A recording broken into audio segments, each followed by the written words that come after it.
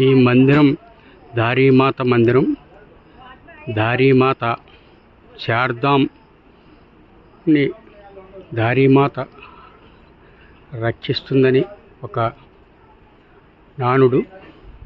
ఈ మందిరం మనకు రుద్రప్రయాగ్ నుండి ఋషికేశ్ వెళ్తున్న దారిలో ఉంటుంది. ఈ మందిరాన్ని చార్ధామ్ వెళ్తున్న యాత్రికులందరూ దర్శించుకుంటే ఎంతో మహిమగల మందిరం అని పేరుగాంచి ఉన్నారు.